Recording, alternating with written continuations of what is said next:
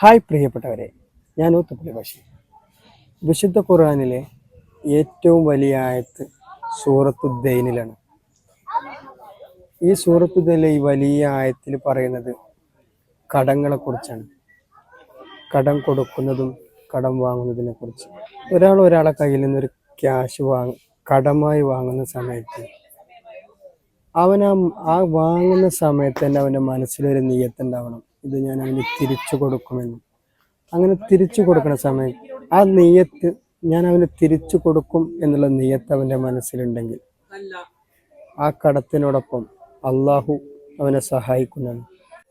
അള്ളാഹു സഹായിക്കുന്ന കടങ്ങളുണ്ട്, സഹായിക്കാത്ത കടങ്ങളുണ്ട്. അപ്പോൾ ഒരാളെ നമ്മളൊരു ക്യാഷ് വാങ്ങുന്ന സമയത്ത്, ഞാനിപ്പോൾ നിങ്ങളുടെ കയ്യിൽ നിന്നൊരു ക്യാഷ് വാങ്ങുന്ന സമയത്ത് ഞാൻ എൻ്റെ മനസ്സിൽ ആദ്യം തന്നെ ഉറപ്പിക്കണത് ഇതെനിക്ക് തിരിച്ചു തരൂല. അപ്പോൾ ഈ കടം വീട്ടാൻ അള്ളാഹു എന്നെ സഹായിക്കില്ല എന്നാണ്. നമ്മളൊരാളെ നിന്ന് കടം വാങ്ങിയിട്ട് ഞാനിത് അവൻ എങ്ങനെയെങ്കിലും തിരിച്ചു വീട്ടണം എന്നാകുമ്പോൾ ഈ കടം വീട്ടാൻ അള്ളാഹു നമ്മളെ സഹായിക്കുന്നതാണ്.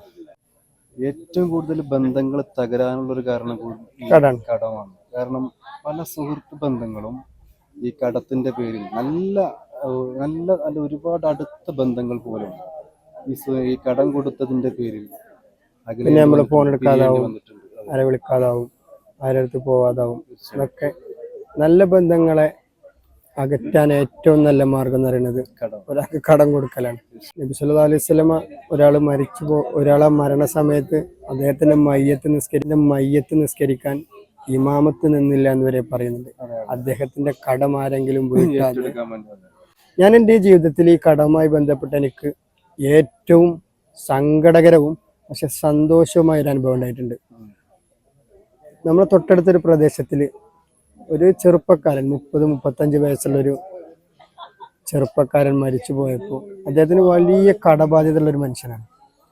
ആ സമയത്ത് പള്ളിയിൽ നിന്ന് നമ്മളൊക്കെ പൊതുവെ മയ്യത്തിസ്കരിക്കാൻ പോകുമ്പോൾ പറയും അദ്ദേഹത്തിന്റെ കടബാധ്യതകൾ മക്കളെ ഏറ്റെടുത്തിട്ടുണ്ട്, അതുപോലെ അല്ലെങ്കിൽ അനിയന്മാരെ ഏറ്റെടുക്കുന്നതൊക്കെ. പക്ഷെ നിസ്കരിക്കുന്നതിന് മുമ്പ് പള്ളിയിലെ ഖത്തീബ് പറഞ്ഞത് ഈ മരണപ്പെട്ട് കിടക്കുന്ന ആളുടെ എല്ലാ കടങ്ങളും അദ്ദേഹത്തിന്റെ സുഹൃത്ത് ഏറ്റെടുത്തിട്ടുണ്ടെന്ന് പറഞ്ഞപ്പോൾ എനിക്കത് വളരെ സന്തോഷമായി.